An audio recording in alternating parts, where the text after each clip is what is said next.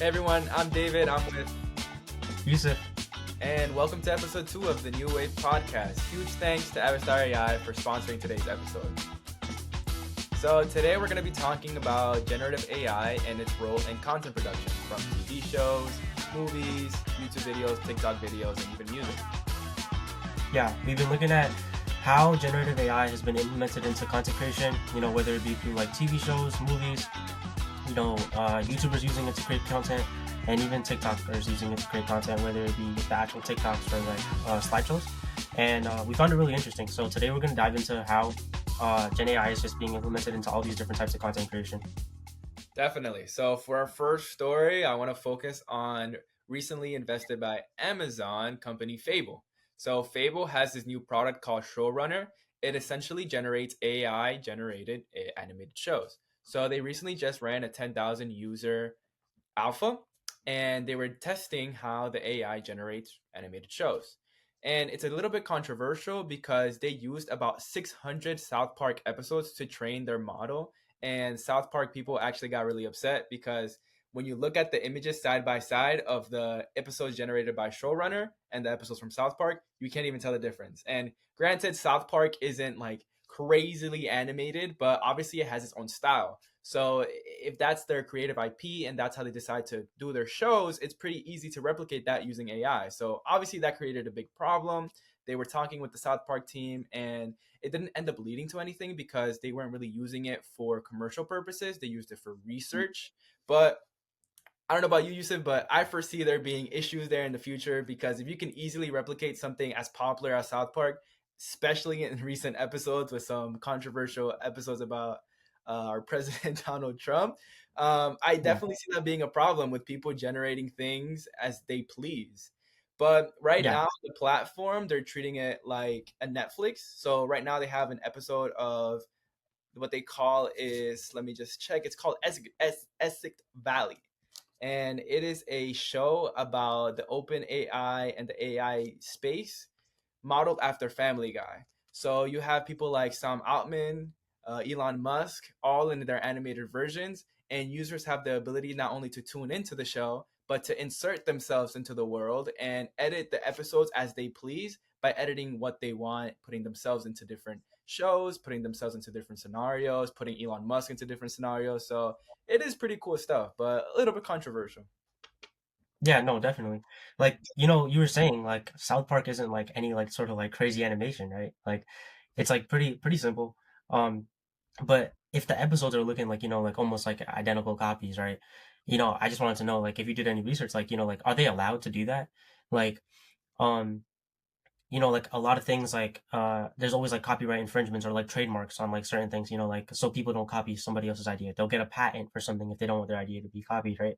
Yeah. Like, nobody's like actually going out here and like saying, I'm stealing that exact idea. They're training their AI using something that they've already seen, and then the AI is just building off of that. They're using it as a stepping stone.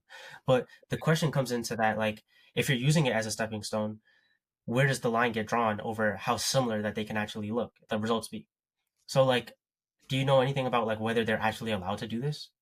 No, definitely. I feel like the biggest controversy around it is exactly what you're saying. People don't want their stuff infringed upon. And the way that AI works is that it takes everything on the internet and it trains itself, no matter if it's a language model, no matter if it's an image generating model or a video generator model. And there's definitely a lot of controversy around this. Most notably, as of late, Midjourney, the image generation model, has been sued by Disney, Universal, DreamWorks, a bunch of different companies because not only are they commercially generating images for their millions of users, but they're actively trying to replicate IPs like Shrek, Mickey Mouse, and stuff like that that are not only famous but owned by these companies. So they recently pursued Midjourney, and this happened in like June. So there hasn't been that much of an update for that. In comparison to what they're doing at Fable, Fable had the cop out of saying that it's like research, so they're not commercially providing it to people. So therefore, Right. they couldn't really go after Fable that much, the South Park team, and they were in contact with them throughout their development. So nothing really bad has happened towards Fable yet. Mid Journey's on the ropes, and another company that was on the ropes was Anthropic. So as some of our viewers may know, Anthropic is behind Claude and all those different LLMs. And they were recently sued by a bunch of book authors and publishing companies because they were using books to train their models. So this is a little different, obviously, than image generator, because you can clearly see that if an image generated looks like Shrek, obviously they took it from DreamWorks. But they're 100%. using they're using books to train their models to write creatively and just write in general. So different authors sued them, and a judge actually ruled that they were using it fairly. As long as Anthropic was obtaining those books in a legal manner, then it was under fair use, which is obviously incredibly controversial because things produced with the AI can be sort of advertised as your own stuff. So if I wanted to write a book right now and I'll use AI to use it, it's not going to be very good. I mean, the AI isn't at that stage yet where people can be like, wow, the AI is going to write the next Shakespeare novel. But it's at a stage where it's taking stuff from current authors, and they're rightfully so upset because that's their stuff, that's their IP, and they're just training it with it. Yeah, you know, like what you said about Anthropic with the books, right? That made me think of like one of my favorite authors. I love reading Rick Riordan, and I'm a sophomore in college. He's like one of my favorite authors of all time. I love Percy Yes, Jackson and like all his yes, series. sir. I own like five of his series. It's Percy actually, Jackson or Harry Potter? I actually started reading Harry Potter as my first series, and I read Harry Potter in the fifth grade. And after I finished it, then I moved on to Percy Jackson, and I Uh, fell in love with Percy Jackson. That I read five another series of Rick Riordan books. yeah. Is Wow. I love Percy Jackson. Anyways, so Rick Riordan is one of my favorite authors, right? And when you said that about Anthropic, it just made me think, right? Like, you know, what if they take some of his books, throw it into the AI, train the AI, so now the AI can write like Rick Riordan. And like the question now is like, you said that for one of the companies, like it was okay because they were just using it for research purposes, like they weren't monetizing it. And then another company, it's not okay because obviously the companies are going to be upset that like you're taking our content, training your AI with it, and now you're making things that you can profit off of. So Mhm. the big question is like monetization. Like imagine now this AI can write like one of my favorite authors and release like completely new fantasy books with like entirely different storylines written in the same way that like his fans like know and love.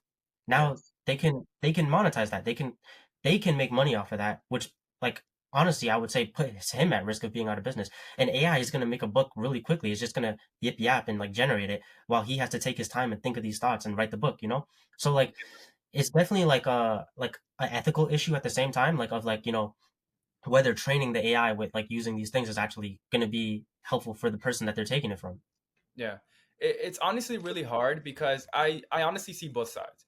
Because you see Fable, and Fable's goal is to just offer continuations of already animated shows. So the way I think about it is it gives fans the opportunity to dive into that animated world a lot more. So I would love to, let's see, I'd love to go into an anime that I've watched and tell it, animate this. I want this to happen this way instead of having it that way.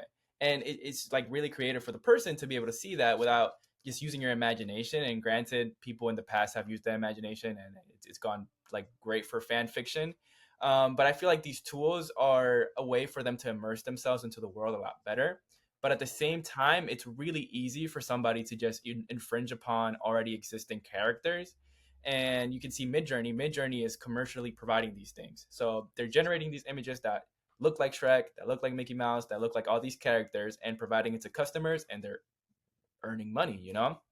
So I don't know, if I was a company, I wouldn't exactly pursue companies like Fable. Like Fable is using it for research. Obviously there's some kind of mishaps going on if they're able to replicate episodes that easily, but at the same time it's just going to increase your fan base a lot more because people can directly engage with your content in ways that you couldn't do before.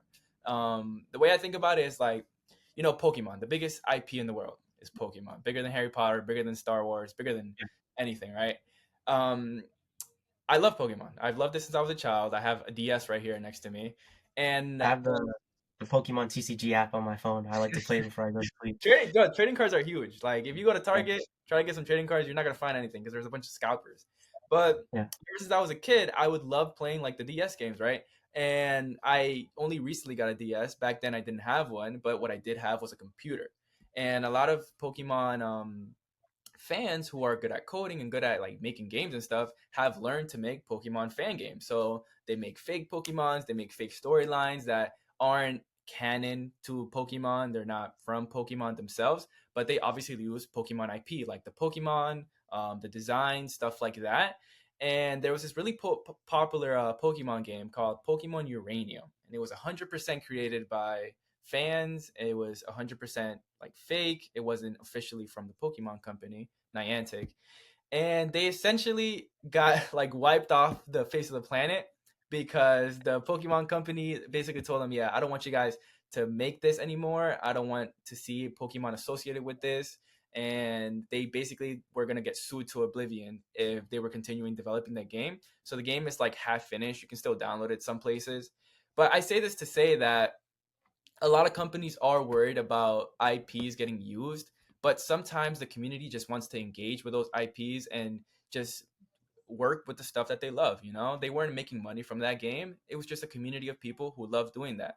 So I feel like there should be a balance between outright stealing something and using it to gain monetarily and just making something your own that comes from an IP like Percy Jackson books. Like that's a whole other thing because he's using characters that are in mythology. But let's say you want to use a Percy Jackson book and you want to continue it, like Percy Jackson has a family in the future. I feel like you have the opportunity to do that, you know, and it'd be great to see that in Riordan style and in the future. Like it'd be great to make your own shows in somebody's animation style, but there should definitely be some specific laws or like clear policies that don't just let somebody just steal stuff and go buck wild. Yeah. Yeah, I mean, just to hop in there, I was actually at Target the other week, and I was in the book section, and I saw there actually is what you just said. There's a new series of Percy Jackson where he's actually past, like, going through all the trials, and now he's in high school.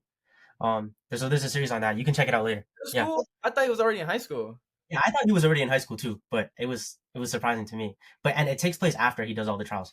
But to speak on what you were saying, you were just saying, like, there's two sides of the story, right? And like, to speak more as to, like, that side that, like, this AI implementation could actually be something helpful, or like it could be something good. Hmm. You know, when I was younger, I used to watch this YouTuber. I used to watch a lot of like GTA videos, like Grand Theft Auto, the video game. I love playing that. So I used to watch a lot of videos on it, and it'd be like the little, like, the races or like the mini games, Yeah, like little missions. maps. There was this YouTuber, yeah, named Kwebbelkop, and he would do these videos, like with all the races, and he'd always do like all these like money spends, like to show everybody everything in the game, and he'd do it with these two other YouTubers, Jelly and Slogo Man. Um, that's a way back throwback, but I used to love watching them, right? Yeah. He actually still makes videos to this day, and his target audience is usually like really young kids, kind of like the same age that I was. I guess people grow up and stop watching him, but um, he made a channel called Kwebbelkop AI, where separate from his main channel, everything that he would upload would be AI created. So it would have him in the video, but it'd be kind of like animated, and like everything in all the avatars were also just AI generated. Yeah. Um, yeah, he the channel ended up getting banned. It takes For you, so 3 copyright strikes on YouTube for your channel to get terminated. He woke up to 14 overnight. It's just like, who was getting copyrighted? it's crazy, right? He woke up to 14 copyright strikes overnight. And I don't know exactly what could have been getting copyrighted. I tried looking it up, and I couldn't figure it out. But because it's not made public.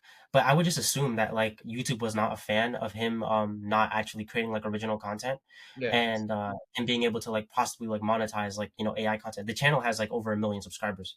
Yeah. Um so now if you like go on YouTube and you look at the channel, you'll see that it's only one video 6 months ago up, where he's just saying that Kwebbelkop AI got banned, and he's just explaining why it got banned. Um, but I will say that, I definitely think there's two sides of the story, right? When he started the channel, if you look at even just like, obviously you can't see the videos now, but on the video where he's explaining why it's banned, all the comments are just saying that, like, I can't believe I'm subscribed to this slop of a channel. Like, YouTube is doing like God's work by like banning this guy, his AI channel. Like, it's like they're hating on him crazy for having Yes. the AI channel, because they think that he's just like putting out content that he doesn't really care about, this super low effort content, and just monetizing off of that, right? While in the video he actually says that fans, like I haven't made a single cent off of Cup AI. It has over 1 million subscribers, but I didn't monetize anything off of it. The Yeah. only reason I even post on here is because I have a passion and I have a love for using AI, and I like to see how it like develops in the world. He's like his motivation for posting is just for like seeing how AI develops in the content creation space, while his fans see it as him just farming monetization. So there's definitely always going to be two sides of the story of like whether this is like a good thing to be implemented or not. But I mean, like as far as right now, like YouTube is clearly not a fan of it because then they have to pay the guy for low effort content. Um, so I was just curious on like what your thoughts were Paying on him to begin with. They weren't even paying him. He said that he wasn't making any money. And yeah, I actually, funny enough that you mentioned that, I was looking at, like, I was just scrolling on TikTok, and every single AI generated TikTok video that I've come upon is this parody like channel of, I don't know, the Outdoor Boys. yeah, Yeah, so the Outdoor Boys, for those that don't know, is just a father and a son who go hiking in Alaska throughout America, and they just camp, they fish, they do like people in the wild stuff. It's really cool to see. Those are the late night videos that you get when you're up at yeah. night scrolling. But yeah, so there's a parody, I guess, niche on TikTok where instead of it being people vlogging, people make AI generated gorillas or AI generated like Bigfoot, and they have them vlogging, and they're like, "Yeah, we're here in the wild. I just caught myself a fish, about to Oh cook wait, I it up." do know what you're talking about. And it's hilarious, honestly. Even though it's AI generated, like obviously Yeah, there's no there's no Bigfoot, although some may disagree. But even though it's AI generated, it's genuinely funny. Like I'll sit there and maybe watch him for 2 minutes. I'm not too proud of it because at the same time it is AI slops. I see where a lot of people come from. yeah. Um, but yeah, I was seeing some news about that. And TikTok monetizes any kind of view. As long as you have, I think, 10,000 followers, you can Mhm. start monetizing the views that you get. Obviously, it's like a cent per view, so you need a lot of views to make some kind of relevant Yeah. money. But TikTok monetizes views. YouTube, on the other hand, is different. So you just mentioned how they weren't paying him, even though he was generating views and he had millions of subscribers. So I feel like that policy for YouTube is a lot stricter for AI generated content, and I think it's because YouTube is there for long form content. I'll I'll pause you there. Um, I don't think exactly that like they were not monetizing it because it was AI content. I think he actually just didn't choose to be Oh, monetized off of that channel because he was saying that he genuinely had a passion for working in the AI space and like developing content with that. see that's the difference. Like that we were talking about before. Like some people just genuinely want to like enjoy and engage with Yeah, AI. exactly. It's not like Yeah. malicious. Like, oh, I'm gonna take the easy way out and use AI to generate a bunch of stuff and just make myself rich. Some people just Oh, genuinely enjoy it. no, for sure. I mean, like, also, yeah, you're falling into the AI trap, watching those late night videos of the gorillas. Just over here talking about you watching it for 2 minutes, man. It's crazy. But you know, like you said on TikTok, I've also seen a lot more AI on TikTok. As I scroll this summer, actually, I've been working on a lot of social media analytics. So I've been looking at, like some businesses, like their TikTok pages, um, especially in the medical space. That's what I've been centered on. And, I'll see these like medical TikToks. It's usually about like, health concerns, stress management, just managing mental health. Yeah. And I'll see the most popular one that I saw was that the best performing type of content on TikTok is actually slideshows. At least for like informative content. Um, for informing the viewers, it's slideshows or what they call it carousels rather than like reels or like the video type How of that content. works though, because like when you're Hmm? watching the video, you have to watch it for like 60 seconds for them to get money. But if it's a Yeah, slideshow, then like you can just swipe through. So how uh, they for must sure. I mean, like what I'm must be saying that it does the best. I just mean by like in terms of reach. okay. It reaches, it gets the most views. It reaches the biggest audience, the slideshows and the carousels. Um, But yeah, just to like dive into that a little deeper, right? So those are the ones that I'm seeing that are doing the best. And when I'm looking at them, I'm looking at them. I'm really just looking at the analytics, but at the same time, I'm just reading through them, seeing what they're talking about, and I'm seeing that they're giving like medical advice, like oh, like if your head is hurting or if this part of your body is hurting, this is the proper treatment that you should use. Mhm. Or I'll see like if you're feeling stressed or if you're feeling overwhelmed, this is what you should do. You should breathe. You should drink tea, things like that, right? Yeah. Um, and I'll look at it and I'll be like, wait, this is like it's animated, it's cartoon. If all the slides are like that and they're in these like nice bubbly font, And then in the bottom corner, you'll look and you'll see a little AI watermark, and you'll be like, "Wow, this is AI generated medical content." And I'm over Yes. here watching this, and I'm like, "What the heck, man? This is AI generated medical content? Like, this is insane. The AI is just taking over the world."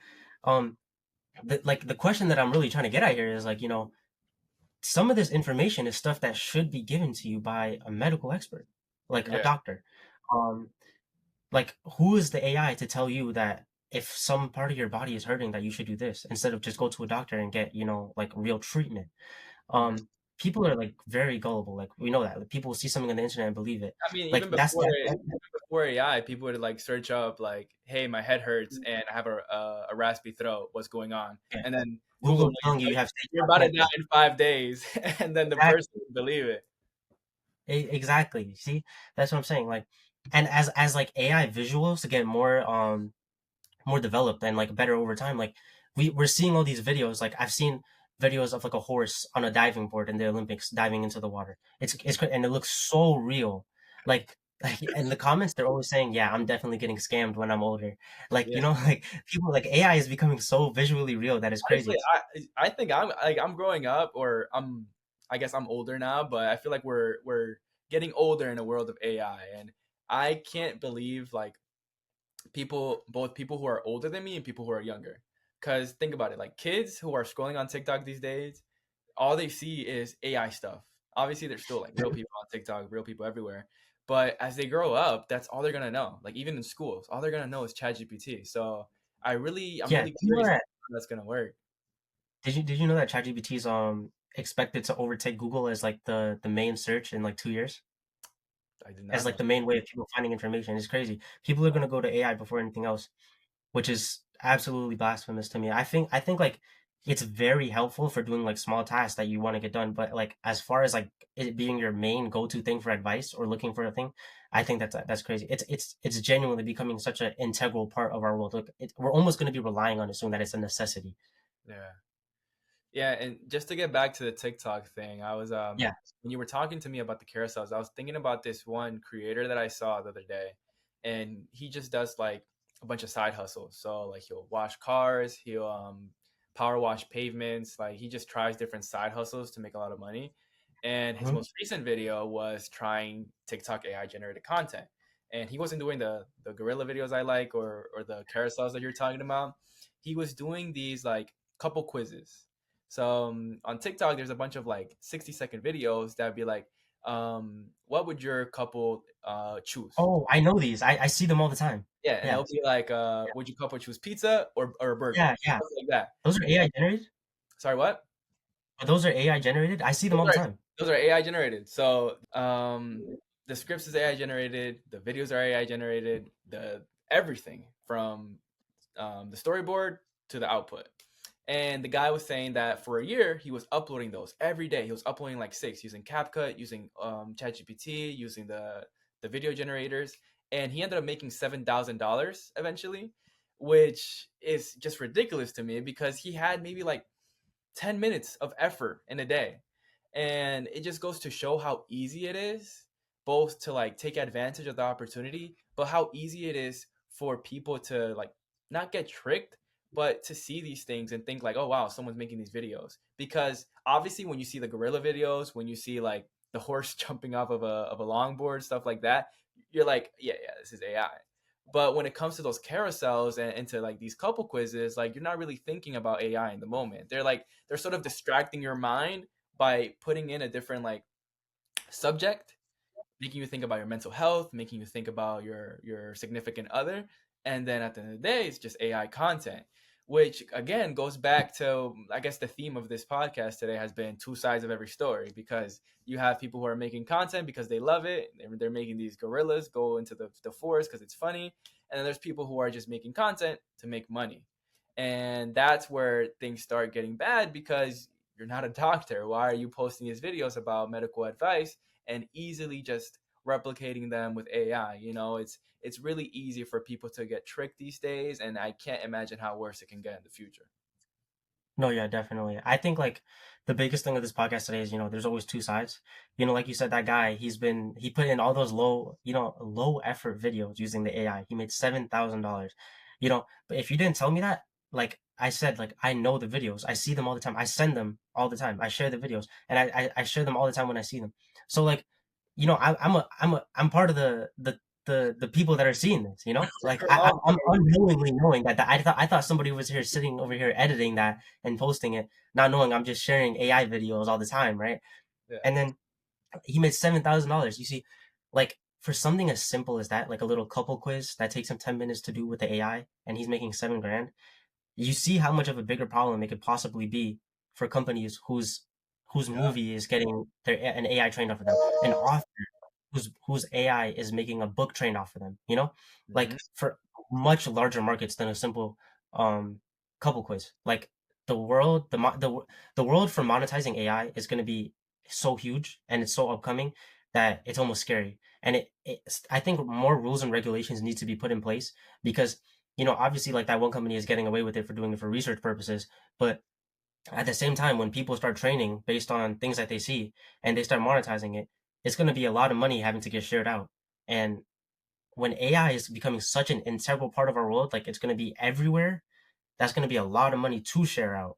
So I'm Hmm. saying that like there needs to be more rules and regulations over like what AI should be able to be used for.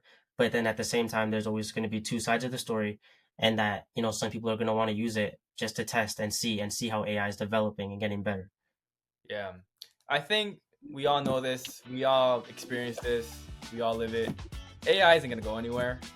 Like it goes without saying, and it sucks to end off this second episode on such an ominous note. But Yeah, the goal for the future is to just have more regulations on AI. It's not gonna go anywhere. People are always gonna use it for good intentions and for bad intentions. So the best way to make sure that everyone is safe and doing it in a safe manner is to have these regulations in place. And I just hope that when I'm 60, I'm not getting scammed by highly quality filled AI videos, man. yeah, no, for sure.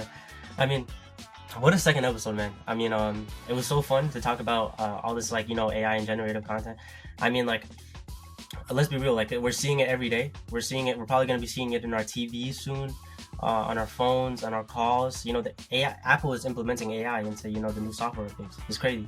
Yeah, Um, AI is gonna be big, guys, and it's coming into everything around us. So it's gonna be huge. It's continuously developing, it already and is it huge. might be a little scary. It might be a little scary to see it implemented into everything but to be quite frank, that's looking like what the future is gonna be. AI is gonna be everywhere in the future. Yeah. Well, enough said. This has been episode 2 of the New Wave podcast. Huge thanks to Avistar for sponsoring. See you Thank guys you, in the next Avatar. one. Bye bye. Bye bye.